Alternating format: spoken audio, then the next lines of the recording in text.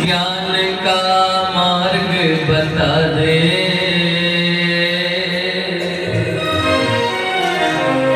मैंने ब्राह्मण का अपमान किया है, कोई ज्ञान का मार्ग बता दे, ऐसा कोई संत मिले, ज्ञान का मार्ग बता दे, ऐसा कोई संत मिले,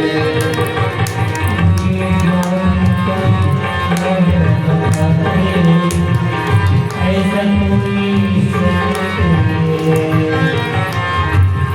कोई बुझता दीप जला दे, ऐसा कोई संत मिले,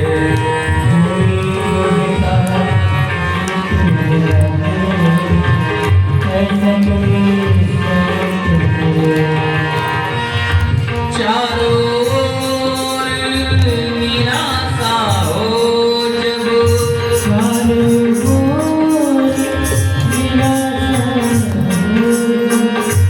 शेष न कोई आशा हो तब,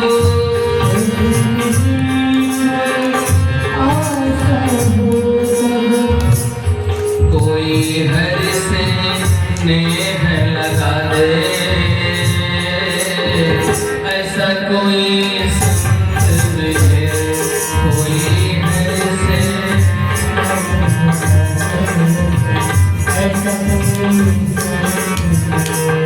कोई मुक्ति का पंथ बता दे, ऐसा कोई संत मिले,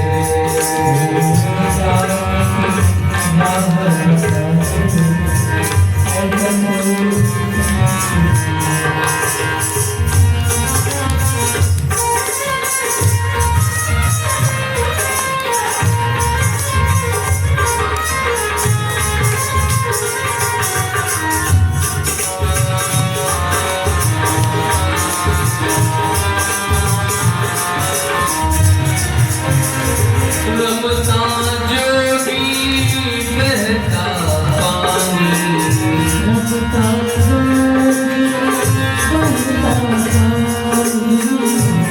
इनकी महिमा कोई न जाने,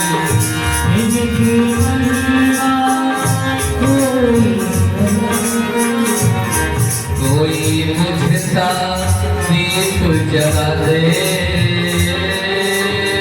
ऐसा कोई संत मिले, कोई बुझता दीप जला दे, ऐसा कोई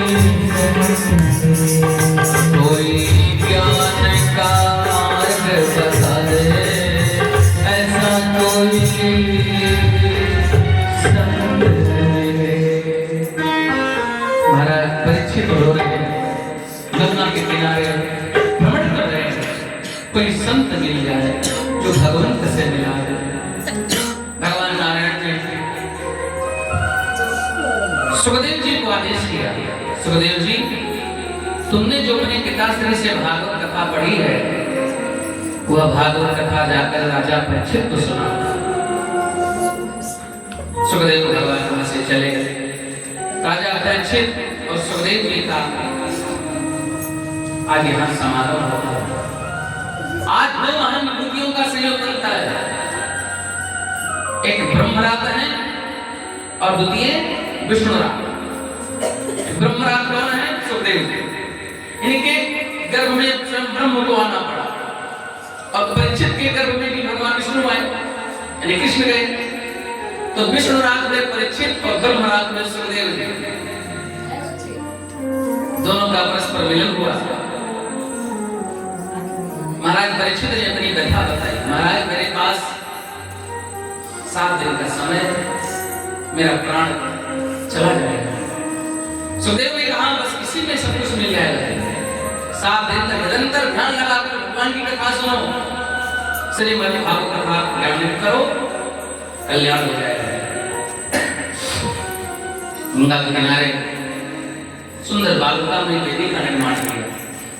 बंधन दोनों पताका हाथ लगाए गए, 34 पत्रिका भिजवाई गई, सुंदर कथा का आयोजन किया गया है। व्यासपीठ पर स्वर्णमय सिंहासन पर श्रीमद् भागवत महापुराण प्रतिष्ठित किया गया। सुखदेव जी महाराज व्यासपीठ पर विराजमान हुए। आज परीक्षित ने उनको सुंदर आभूषणों से अलंकृत किया। अलंकृत करने के पश्चात धूप दीप नैवेद्य पुष्पमाला आदि भेंट किया, पूजन किया, फिर प्रणाम करते हैं। आइए हम लोग भी सुखदेव भगवान को प्रणाम करें। यम प्रवचन्तुमनुपेतमपेत कृत्यं द्वैपायनो विरह कातर्याजुः पुत्रेति तन्मे तया सर्वोऽभिनेन्दु तं सर्वभूतहृदयं मुनिमानतोऽस्मि। तुम्हें लाखों प्रणाम, तुम्हें लाखों प्रणाम। हरि कथा सुनाने वाले तुम्हें लाखों प्रणाम, तुम्हें लाखों प्रणाम।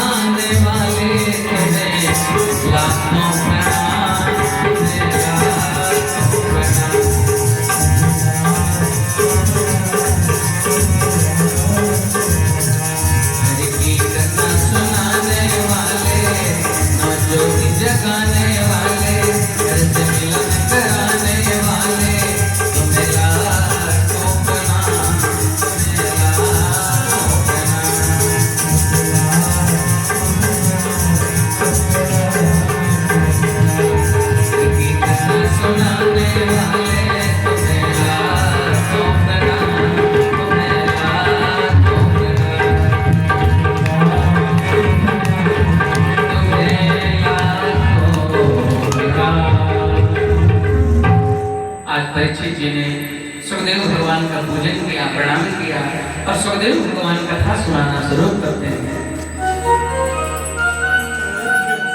और ये हमारे भैया संदीप जी के द्वारा भगवान के चरणों में 50 प्रणाम में हृदय से मंगल कामनाएं।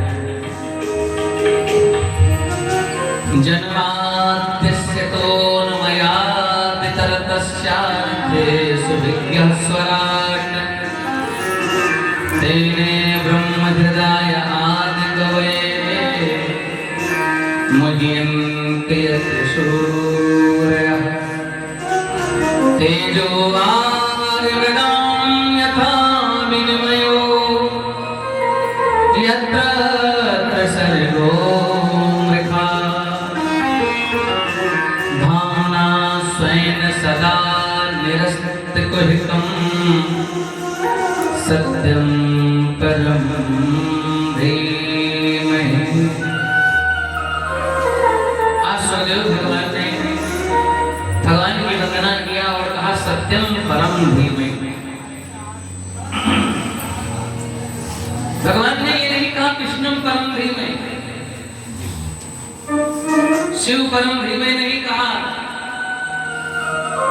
दुर्गा परम धीमहि नहीं कहा, क्या कहा? सत्यम परम धीमहि। क्योंकि सुखदेव जी ने सोचा अगर किसी एक भगवान की वंदना करेंगे तो भगवान कहेंगे हमारी वंदना नहीं हुई, तो भगवान सुखदेव जी ने क्या किया? सत्यम परम धीमहि। सत्य में सारा संसार समाहित है और सत्य में सब देवता विराजमान है। सत्य की वंदना किया। धर्मः प्रोजित कर्तव्योत्र परमो निर्मत सराराम सताम वेद्यं वास्तवमत्र वस्तु शिवदं तापत्रयोर्मूलनम् श्रीमद्भागवती कथामुनिकृते किं वा परैरीश्वरा सत्यो हृदवरुद्धते प्रकृतिभिः स्रस्रस्वभेस्तत्क्षणा निगम कल्पतरोर्गलितं फलं सुखमुखादद्रवसंयुतं पिबत भागवतं रसमालयं मुहुर्वो रसिका भुवि भावुका। भगवान सुखदेव जी ने कथा सुनाना शुरू किया। सुखदेव जी ने कथा सुनाना शुरू किया। परीक्षित जी का प्रश्न था कि जब व्यक्ति के पास कम समय हो तो उसको क्या करना चाहिए? तो भैया कम समय रहे तो भगवत स्मरण कर लेना चाहिए। न जाने कभी जीवन की गाड़ी रुक जाए। कुछ लोग सोचते हैं कि अभी क्या करेंगे, वे तो पूरी जवानी पड़ी है।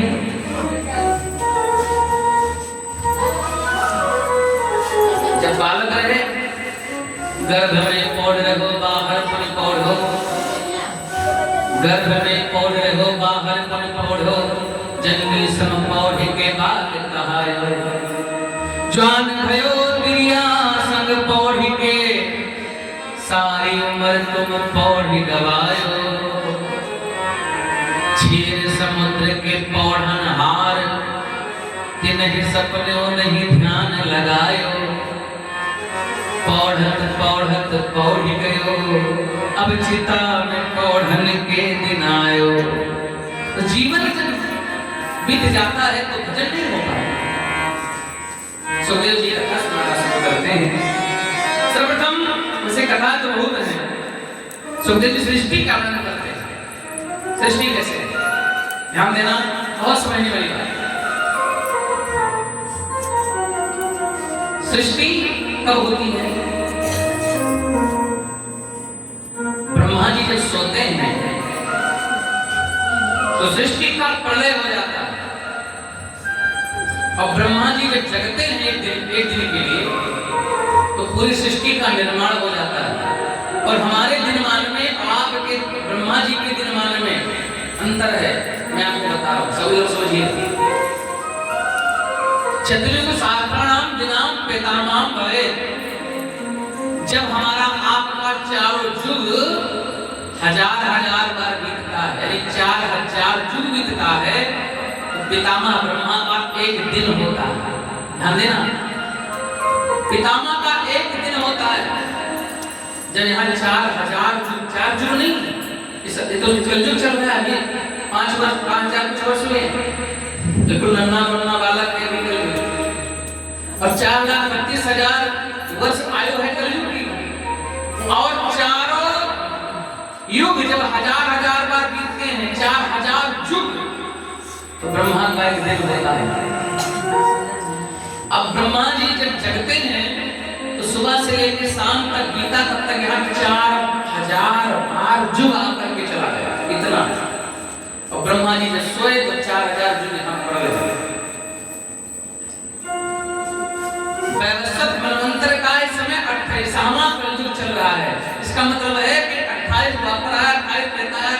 कलयुग आया, 58 कलयुग चल रहा है, अक्सर मनवंतर। एक कल्प में 14 मनवंतर होते हैं, अलग अलग मनुजी होते हैं। और एक बात बताऊं, ये ब्रह्मा भी इनका पद है। ब्रह्मा जी आज हैं, कल नहीं रहेंगे। अब आप कहोगे महाराज बड़ी विचित्र बात बता रहे हैं। इंद्र का पद है। इस समय इंद्र कौन है? कौन इंद्र है? सबको जानना चाहिए। हमारे यहाँ प्रधानमंत्री कौन है? बोलते पता ही है। और जो सबसे बढ़िया प्रधानमंत्री है इंद्र को जानना चाहिए कौन है इंद्र। इस समय जो इंद्र है पुरंदर नामक इंद्र है। कौन? पुरंदर नामक इंद्र, दशम मंत्र में। और आगे सावड़ी मंत्र आएगा तो उसमें इंद्र कौन होंगे? दैत्यराज बलि। बलि को भगवान ने आशीष दिया था तुम इंद्र बनोगे। तो मैं कह रहा था कि चारों युग जब 1000 बीतते हैं ब्रह्मा का एक दिन होता है, और ब्रह्मा जी का जब एक दिव्य वर्ष बीतता है, यानी 1 वर्ष ब्रह्मा का जब बीतता है, तो विष्णु घटिका स्मृता, भगवान विष्णु की घटी बीतती है। घटी में समझते हैं? घटी कहते हैं घड़ी को, और घड़ी किसे कहते हैं? 24 मिनट को घड़ी कहा गया है। जब ब्रह्मा जी का एक दिव्य वर्ष बीतता है, मैंने बताया कि एक दिन कितना बीत गया तो एक दिन, और जब ब्रह्मा जी का 360-65 दिन बीतता है जब, तो विष्णु भगवान का 24 मिनट बीतता है। ब्रह्मा और विष्णु में इनका अंतर है विद्यमान है। और भगवान विष्णु का जब, विष्णु अपने मन से नहीं कह रहा हूं, सात प्रमाण बात बोल रहा हूं। विष्णु 12 लक्षाण, जब विष्णु भगवान का 12 लाख दिन बीतते हैं, विष्णु 12 लक्षाण, जब भगवान विष्णु का 12 लाख दिन बीतते हैं, तो कलाधम रुद्र मुच्यते, भगवान शिव की कला और कला, ये पलक नीचे आवे ऊपर आवे कितना बीतता है। जब विष्णु का 12 लाख दिन बीत जाते हैं तब ये दिन मानी। तो ब्रह्मा जी की जब सृष्टि शुभारंभ हुई तो ब्रह्मा जी क्या हुआ? भगवान विष्णु के नाम ही कमल से ब्रह्मा जी का उद्भव हुआ। अब ब्रह्मा जी प्रकट हुए तो ब्रह्मा जी उस कमल कर्णिका से प्रकट हुए तो ब्रह्मा जी को लगा कि संसार में कोई नहीं, मैं ही हूं। ब्रह्मा जी उस कमल कर्णिका में प्रवेश किए, ढूंढने लगे कि कहां से पैदा हुआ। ढूंढते ढूंढते बहुत दिन बीत गए, ब्रह्मा जी को पता नहीं लगा पाए। तो भगवान नारायण प्रकट हुए। भगवान नारायण ने कहा तू मेरा बेटा है, मैं तेरा पिता हूं, तू मुझसे जन्मा है। ब्रह्मा जी ने कहा मैं नहीं मान सकता, मैं स्वयं हूं, मैं स्वयं जन्मा हूं, स्वयं प्रकट हुआ हूं। बोले नहीं। ब्रह्मा जी ने कहा मैं तेरा पिता हूं, और विष्णु भगवान कहते मैं तेरा पिता हूं। वो बोलते हम बड़े, हम बड़े। इतने में भगवान शिव जी प्रकट हुए और शिव जी ने कहा अभी पता लग जाएगा कौन बड़ा है। भगवान शिव जी ने क्या किया? शिवलिंग को भगवान ब्रह्मा जी को कहा कि तुम ब्रह्मा जी शिवलिंग को पकड़ो और ऊपर जाओ, इसका छोर पता लगाओ कहां फटा हुआ है। और विष्णु से कहा तुम नीचे सतह पे जाओ, और जो पहले इसका छोर पता करके आ जाएगा बड़ा महिमान हो जाएगा। अब भगवान तो ब्रह्मांड है ना, अखिल ब्रह्मांड आधिनायक भगवान। एक ब्रह्मांड में 14 लोग, 7 लोग नीचे, अकल गदल सुतल तलातल साकर महातल पाताल साकर ऊपर भूत भालो स्वादो मानो जन्म पालो सत्य। तो 14 लोगों का एक ब्रह्मांड, करोड़ों ब्रह्मांड है। तो शिवलिंग नीचे की सतह पे ब्रह्मा जी बहुत देर तक ऊपर, विष्णु जी नीचे अपने दिनवान से बहुत वर्षों तक ढूंढते रहे, था नहीं लगा पाया इसका छोर कि नीचे कहां खत्म है, ऊपर कहां खत्म है। विष्णु तो लौट आए कि ब्रह्मा जी नहीं लौटे। ब्रह्मा जी जा रहे थे तो एक घटना घट गई। भगवान शिव के मस्तक से एक पुष्प नीचे गिर रहा था, तो ब्रह्मा जी ने उस पुष्प को हाथ में पकड़ लिया। ब्रह्मा जी ने उस पुष्प को हाथ में पकड़ लिया और पुष्प से कहा ब्रह्मा जी ने कि हे पुष्प तू एक काम कर दे, तुझे पुष्पों में मैं श्रेष्ठ कर दूंगा। तो पुष्प ने कहा कि कौन सा काम करना है? कहा चल करके भगवान शिव से झूठ बोल देना, कह देना कि आपके सर से ब्रह्मा जी उतार के हमको लाए। इतना बोल देना, पुष्पों में तुझे मैं श्रेष्ठ कर दूंगा। उसने भी सोचा अच्छी बात है भाई, झूठ बोलने से परम पद मिल जाए तो अच्छी बात है। भगवान विष्णु लौट आए और भगवान ब्रह्मा जी लौटे तो पुष्प लिए पहुंचे। शिव जी मुस्कुराए। शिव जी ने कहा ब्रह्मदेव वापस आ गए? बोले हाँ प्रभु। बोले पता लगा लिया? बोले हाँ पता लगा के आया हूँ, प्रमाण के साथ आया हूँ। बोले क्या प्रमाण है? बोले आपके छत्र पर एक पुष्प चढ़ा था, इसको उतार के लाया हूँ, और विश्वास ना हो तो पुष्प से पूछ लो। उस पुष्प का नाम था केतकी पुष्प। केतकी पुष्प नहीं प्रिय है भगवान को। तो केतकी पुष्प से कहा क्यों केतकी? ये ब्रह्मा जी सत्य कह रहे हैं। केतकी ने कहा हाँ स्वामी जी, आपके छत्र से हमने उतार के लाए हैं। तो भगवान शिव जी ने उसी समय केतकी पुष्प को श्राप दे दिया, जाओ आज के बाद तुम पूजा से बहिष्कृत की जाती हो, तुझे मैं स्वीकार नहीं करूंगा। केतकी को श्राप दिया और भगवान शिव जी ने चक्र को उठाया। वो चक्र भगवान विष्णु के पास नहीं था, ब्रह्मा जी को पहले शिव के पास था। चक्र को उठाया शिव ने और ब्रह्मा जी जिस मुख से झूठ बोले थे उस मुख को काट दिया, सर काट दिया। ब्रह्मा को 5 सर थे, एक सर ब्रह्मा जी कट गया तब ब्रह्मा चतुरानन हुए। इसके पहले ब्रह्मा पंचानन थे। एक सर काट दिया ब्रह्मा जी का। अब जब सर कट गया तो ब्रह्मा जी भी गिर पड़े चरणों में और भगवान विष्णु भी चरणों में गिर पड़े। प्रभु क्षमा कर दीजिए ब्रह्मा जी को, अब क्या हुआ? अपराध हुआ। तो भगवान शिव प्रसन्न हुए विष्णु पर, प्रसन्न होकर के उस सुदर्शन चक्र विष्णु को प्रदान किया। तब से भगवान विष्णु चक्रपाणी हुए, उसके पहले भगवान शिव चक्रपाणी हुए। फिर भगवान ने कहा सृष्टि करो। ब्रह्मा जी से कहा तो सृष्टि करो। तो ब्रह्मा जी ने क्या किया? ब्रह्मा जी ने अपने चारों मुखों से एक एक पुत्र प्रकट किया, मानस पुत्र। उनका नाम था सनक, सनंदन, सनातन, सनत कुमार। चारों से कहा तुम सृष्टि करो। चारों ने कहा भगवत भजन करूंगा। ब्रह्मा जी ने श्राप दिया अपने पुत्रों को, बच्चों जैसी बातें करते हो, जाओ तुम बच्चे ही रहो। तो हैं तो आदि व्यास ऋषि, पूर्वजों के पूर्वज सनत कुमार, सनत कुमार, लेकिन इनकी जो अवयव है, इनकी जो अवस्था है वो 5 वर्ष के नन्हे मुन्ने वाला जाते हैं। अब ब्रह्मा जी ने क्या किया? ब्रह्मा जी ने अपने शरीर से 10 मानस पुत्र को और प्रकट किया। मरीचि, अत्रि, अंगिरा, पुलह, मृगो, वशिष्ठ, दक्ष, नारद, उदस्ते, क्रतु, ये 10 पुत्र को जन्म दिया शरीर से। मन से मरीचि पैदा हुई और मरीचि के हुए कश्यप, कश्यप के हुए सूर्य। तो मन से मरीचि हुए, हाथ से क्रतु, प्राण से वशिष्ठ, अंगूठे से दक्ष, गोदी से नारद, कान से उदस्ते, नेत्र से अत्रि, त्वचा से भृगु प्रकट हुए, प्राण से वशिष्ठ। अब ब्रह्मा जी ने इतना सृष्टि किया फिर भी सुख शांति नहीं मिल रही। दक्षिण स्तन से धर्म का उद्भव हुआ, पीठ से अधर्म, होठों से लोभ, भौहों से क्रोध, हृदय से कामदेव, लिंग से समुद्र और मुख से सरस्वती का उद्भव हुआ।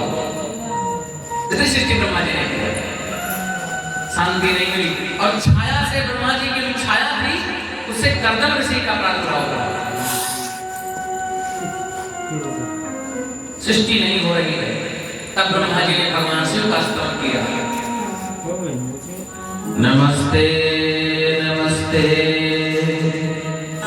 चिदानंद मूर्ते, नमस्ते नमस्ते विभवेशमूर्ते, नमस्ते नमस्ते ततो ज्ञानगम्य, नमस्ते नमस्ते प्रतिज्ञानगम्य।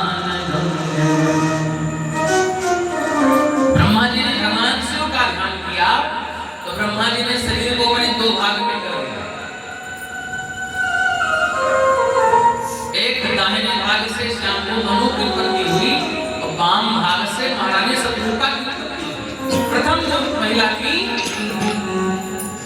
मानो वह महारानी सतरूपा, और संसार में सृष्टि में सबसे पहले जो पुरुष हुआ उसका नाम था स्वयंभू मनु। हम सब मनु की संतान, इसलिए मनुष्य कहलाए। किसकी संतान है? मनु की संतान, इसलिए मनुष्य कहलाए। तो ब्रह्मा जी ने कहा मनु और सतरूपा का विवाह कर दिया। कहा जाओ तुम मैथुन क्रिया के द्वारा सृष्टि करो। तो स्वयंभू मनु ने सतरूपा के द्वारा सृष्टि करना शुभारंभ किया। तो इनको 3 कन्याएं हुई, 2 पुत्र हुए। एक नाम था उत्तानपाद और दूसरे पुत्र का नाम था प्रियव्रत। आगे कथा में आएगी। और 3 कन्याएं हुई, देवहूति, आकृति और प्रसूति। तो देवहूति का विवाह कर्दम ऋषि के साथ में किया। कर्दम ऋषि तपस्या कर रहे थे, भगवान प्रकट हुए। ब्रह्मा जी ने कहा कि तुम्हें विवाह करना पड़ेगा। बोले प्रभु विवाह तो नहीं करूंगा, मैं भजन करूंगा भगवान का। तो ब्रह्मा जी ने कहा कि तुम विवाह करोगे ना, तुम्हारे घर तुम्हारे पुत्र बनकर भगवान स्वयं आएंगे। तो कहा ये तो बड़ी अच्छी बात है, मैं विवाह करूंगा तो मेरे घर भगवान आ रहे। तो कर्दम ऋषि से ब्रह्मा जी ने कहा कि एक राजा रानी आएंगे, एक उनकी राजकुमारी आएगी, समझ जाना कि वो विवाह के लिए आए हैं। श्याम मनोरथ पर सवार हुए, सतरूपा को लेकर अपनी पुत्री देवहूति को लेकर के आए।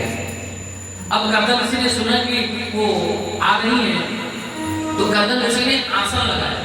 देखिए आज लोग परीक्षा लेते हैं, बेटियों का विवाह करने जाते हैं तो परीक्षा लेते हैं कि बेटी कैसी है। और उस समय भी परीक्षा हुई थी, लेकिन कैसी परीक्षा भी ध्यान देना सब लोग करते। तो कर्दम ऋषि ने क्या किया? आसन लगाया, 3 आसन लगाए, एक राजा के लिए, रानी के लिए, राजकुमारी के लिए आसन लगाया। अब देवहूति आई। देवहूति ने देखा कि कर्दम ऋषि ने आसन लगाया है और कहा कि विराजी।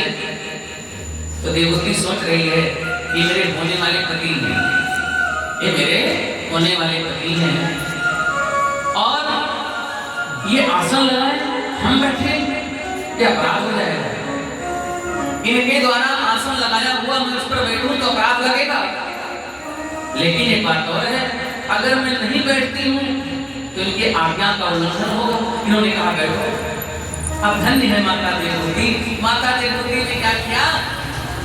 पहुंच गई, तो जहां आसने लगी थी वहां पर अपना दाहिना हस्त पकड़ा, अपने हाथ को उस आसने पे रख दिया।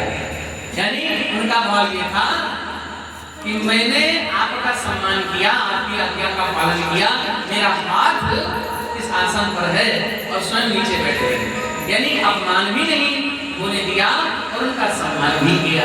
ऐसा परीक्षा हुआ माता देवहूति का, और देवहूति का विवाह कर्दम ऋषि के साथ में हुआ। तो कर्दम ऋषि के द्वारा देवहूति के द्वारा 9 कन्याएं की, जिनमें सती अनुसुईया आदि 9 बहनें हुई। 10वें में स्वयं भगवान कपिल देव आए। बोल कपिल देव भगवान की। भगवान कपिल देव बन करके आए और माता देवहूति को उपदेश किया। और जो दूसरी कन्या थी श्यामभू मनु की, जिनका नाम था आकृति, उनका विवाह रुचि प्रजापति के साथ में किया। रुचि प्रजापति के साथ में किया। रुचि प्रजापति आकृति के द्वारा एक लक्ष्मी नारायण भगवान का जोड़ा प्रकट हुआ, एक पुत्र एक पुत्री। उस पुत्र का नाम था यज्ञ और पुत्री का नाम था, जोड़े का नाम था दक्षिणा। भगवान ने उन दोनों का विवाह कर दिया, यज्ञ और दक्षिणा। लक्ष्मी नारायण का अंश था, लक्ष्मी के अंश थी दक्षिणा और नारायण का अंश था यज्ञ। यज्ञ का विवाह दक्षिणा के साथ में किया। तभी कहा गया है यज्ञस्पति दक्षिणा। हम बहुत कुछ करें, लेकिन अगर दक्षिणा ना दिया जाए, पूजा कराओ, पाठ कराओ, दक्षिणा ना दो तो यज्ञ पूर्ण नहीं है। क्योंकि लक्ष्मी जी नारायण की दक्षिणा पत्नी, इसलिए यज्ञस्पति दक्षिणा।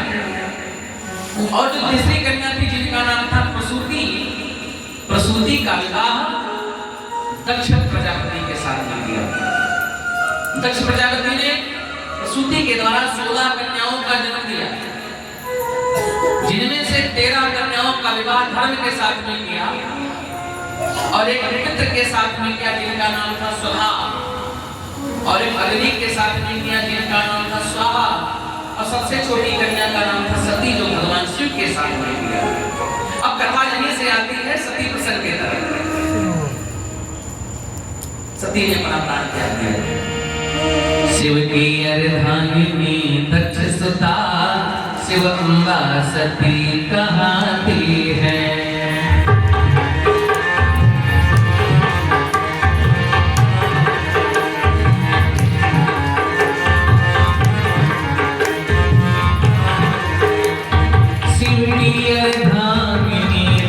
सुता शिव अम्बा सती कहाती है, निज पिता को अपना परिचय दे, उनका सर्वगर्व मिटाती है।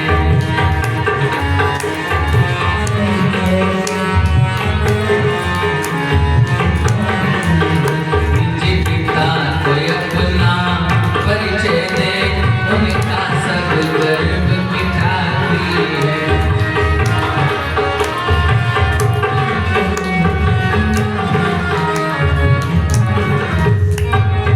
कथा ये सती प्रसंग की चलती है।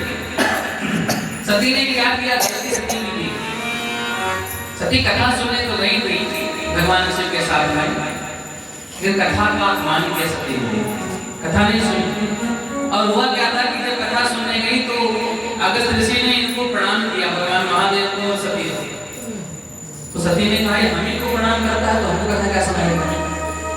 अभी कोई श्रोता आपको प्रणाम कर ले, वक्ता को श्रोता को प्रणाम कर ले, श्रोता समझ जाएगा ये क्या सुनाने वाले, तो हम ही को प्रणाम करते हैं। यही भ्रांतियां सती के मन में। सती ने कथा नहीं सुनी, कहा हमारे महादेव कथा जानते हैं और ये हमारा पूजा कर रहा है, तो कथा क्या सुनाएगा? कथा नहीं सुनी। तो बाबा तुलसीदास जी मानस में लिखते हैं, संग सती जग जननी भवानी क्लेश्वरी कथा सुनने के इतना विशेषण दिया, कथा सुनने के विशेषण बढ़ा दिया। और कथा नहीं सुनी तब क्या किया? लिख दिया कि चले संगले दक्ष कुमारी, मुने संग विरामान पुरारी, तो चले संगले दक्ष कुमारी।